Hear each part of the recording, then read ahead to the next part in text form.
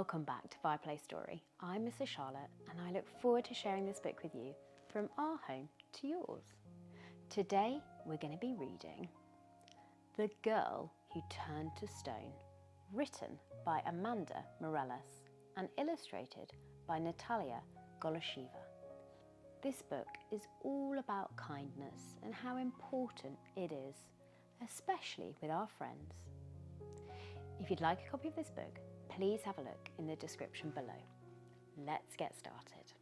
The Girl Who Turned to Stone. It was a stormy morning as Chloe walked to the school bus with her two older brothers. She hopped into each puddle she passed, sending waves across the sidewalk with her glittery rain boots. A sea of brightly coloured raincoats skipped along happily when something stopped Chloe.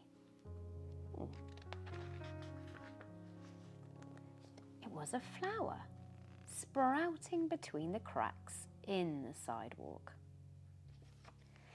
She knelt down onto her hands and knees to get a closer look. She smiled.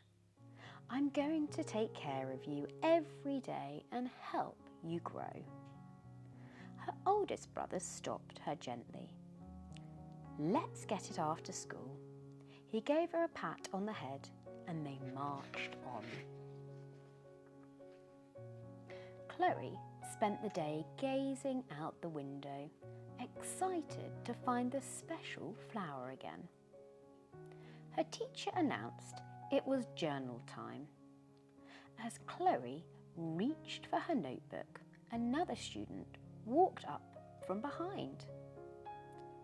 Their shuffling feet sent her book sliding far across the floor.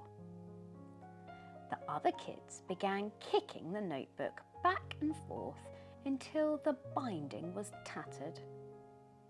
The teacher shouted for them to return the book to Chloe and sit. But the bell rang for recess and everyone rushed outside.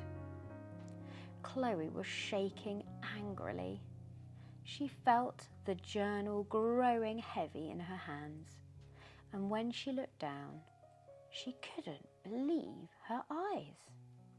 Her arms had turned grey and hard like cement. On the playground, she reached for the monkey bars, but her arms were so heavy. Laughter echoed across the field. Half of her class was playing Red Rover, and her friends waved her to join. Red Rover, let Chloe come over. She ran as fast as she could, but she couldn't break through the human chain.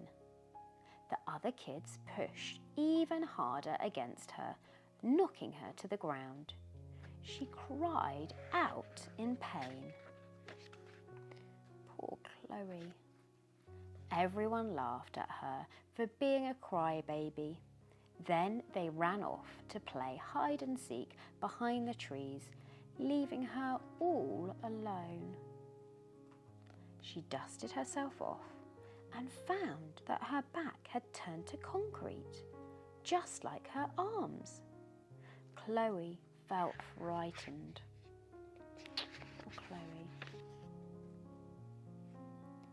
By the time the bell rang to go home, Chloe was sad and ready to find the little flower again. She wobbled to stand up, but her legs had turned to heavy concrete posts. She gathered her things and trudged outside to find her brothers. They jumped and waved excitedly as they saw her, but she just nodded back. What's the matter, Chloe? Her oldest brother scooped her up for a piggyback ride, while her other brother flew her backpack over his shoulder. Why do people have to be so mean? Chloe asked. That's a good question, sis. Let's go get some ice cream. Then we'll find your flower. Maybe that will cheer you up." She sounds like she's got some lovely brothers. They sat outside on the patio, enjoying their ice cream, when an old lady hobbled towards the intersection. Her brother jumped up. "Stay here, I'll be right back." She noticed that the lady's arms were covered in heavy concrete too. She was hunched angrily over her walker. But when Chloe's brother offered his elbow to help her across the street, she smiled. They made it safely across as her brother shook the old lady's hand.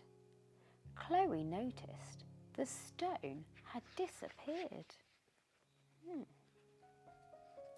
They turned into beautiful, colourful wildflowers. Chloe's face lit up. "I get it now, I get it now." Her brother leaned forward to hear more. Kindness. The flowers come from kindness. That's right, Chloe. And you can make flowers grow anywhere, even where there are only rocks, Chloe beamed. Her entire day had changed. She stood up triumphantly and shook off every bit of concrete. Chloe spread her arms wide and gave a big twirl. Just like that, flowers grew all over her arms and legs, where the hardened stone used to be. She felt joyful and so very light. Up ahead, she saw a little girl crying and holding an empty leash. "My puppy, she's missing. Has anyone seen her? I've been searching for days." The little girl had heavy concrete legs and she looked very tired. "I'll help you find her. Let's look together." Chloe held her hand and walked beside her. They called out the puppy's name over and over again, searching all over the neighbourhood. Soon they found the puppy, cowering next to a tree. Chloe remembered she still had part of her sandwich left over from lunch. She crouched down. "Here, puppy, just for you." Chloe laid it on the ground.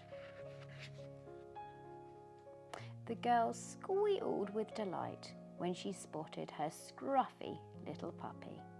She jumped with joy, squeezing the puppy tight to her heart. The hardness and the heaviness crumbled away, revealing blooming flowers on her legs. On the way home, Chloe realised, "I can grow my own flowers, but sometimes people feel so hardened and heavy that they need help finding their flowers and helping them grow.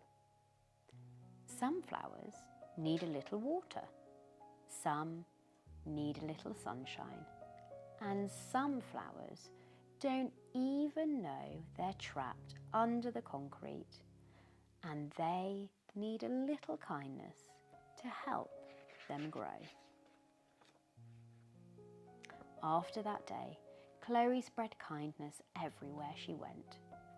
Before she knew it, the world was filled with colourful flowers of all shapes and sizes. What a lovely book. And that's so true. When you're feeling upset and sad, you do feel heavy.